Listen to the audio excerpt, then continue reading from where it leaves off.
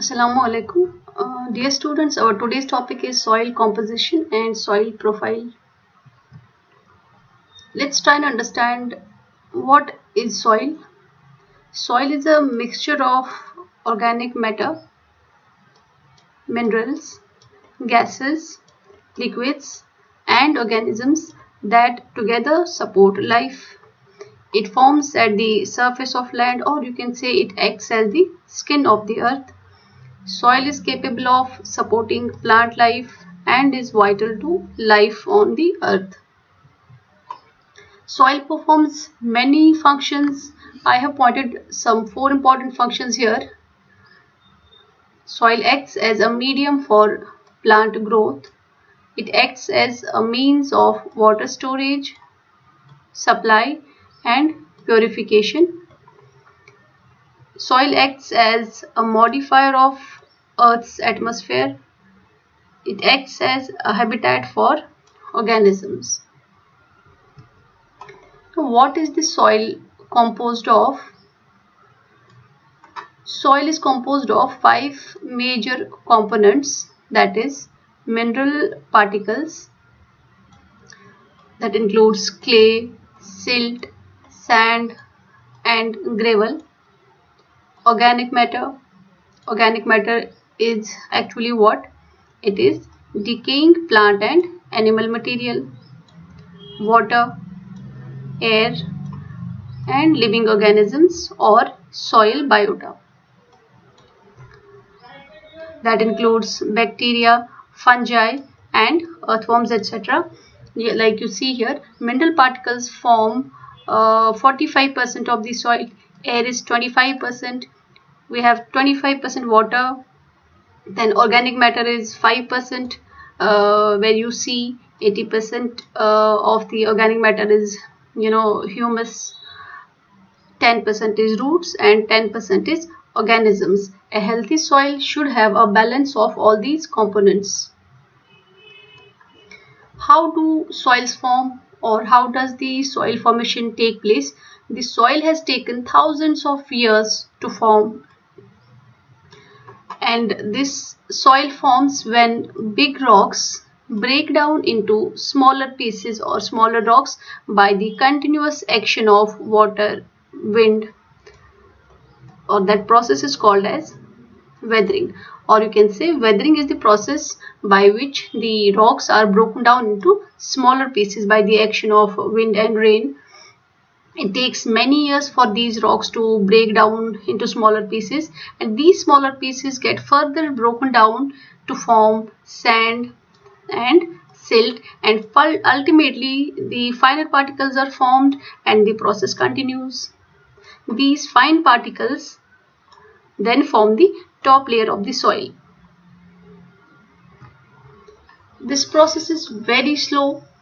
It takes some thousands of years to form just 1 centimeter layer of soil. So from this point you can understand how important soil is for us and why do we need to conserve or preserve this important natural resource. A number of natural forces called as agents work to break down the parent rock into tiny particles. These agents, you can call them as agents of weathering also. These includes wind, water, sun's heat, frost, plants and animals. So the rocks are mainly broken down by two types of weathering, that is physical weathering and chemical weathering. And sometimes what happens, biological weathering also takes place. What is physical weathering? Physical weathering is the breakdown of the rocks uh, from the result of a mechanical action. Temperature change, abrasion or frost can cause rocks to break down. Like you can see here in these images, this is the physical weathering of rocks or physical breakdown of rocks by the action of temperature, abrasion or frost, etc. Physical weathering happens especially in places where there is little soil and few plants grow, such as in mountains and hot deserts. Chemical weathering is the breakdown of rocks through a change in their chemical makeup, or you can say chemical weathering happens when the minerals within the rocks react with water, air, or other chemicals, and this chemical weathering changes the molecular structure of rocks and soil. You can see here these images. Like this is how rocks look like when chemical weathering occurs or takes place. Biological weathering is the breakdown of rocks by the action of living organisms. Burrowing animals, they make burrows that help water and air to get into the rock, and then ultimately then weathering starts slowly and gradually. Plant roots grow into the cracks of these rocks, which makes these rocks to split into the parts, and these rocks then are split into the parts and then are further broken down into smaller pieces, and then into finer pieces, and ultimately that leads to the formation of soils. So this is how soils are formed by the physical weathering, chemical weathering, and biological weathering. Now coming to soil profile.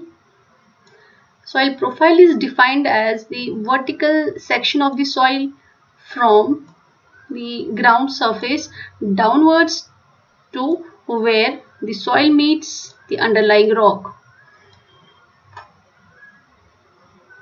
Or you can say a soil profile is a vertical cross section. It's a vertical cross section made of layers that are running parallel to the surface. You can see here, this is the surface layer, this is the surface layer, this is called as humus or organic matter, you can call it, and we call these layers as horizons, and this layer is called as O horizon. This is the surface layer, and below the surface layer is topsoil. So this is topsoil, this layer from here to here, this is topsoil, or we can call it as A horizon.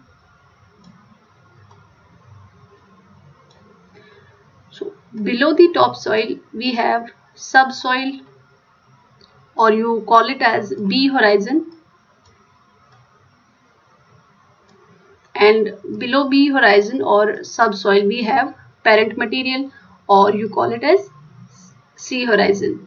So this is the partly weathered rock. You can see the fragments of rocks here. So this is the partly weathered rock, or you call it as parent rock, and below the parent rock is the bedrock, underlying bedrock, which is called as R horizon. These layers actually, so these layers are called as horizons, or call them as soil horizons.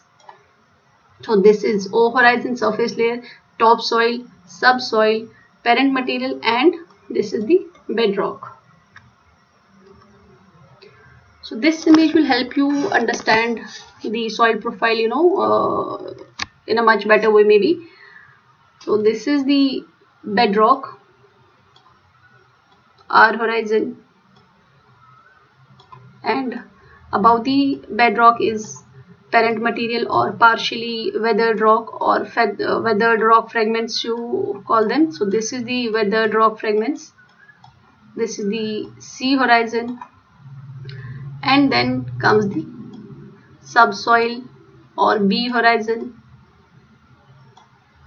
Then we have topsoil or A horizon. Then above the topsoil we have O horizon. So this is O horizon or humus or surface layer. So these are the layers of soil, or you can call them as, you can call it as rock soil profile, sorry.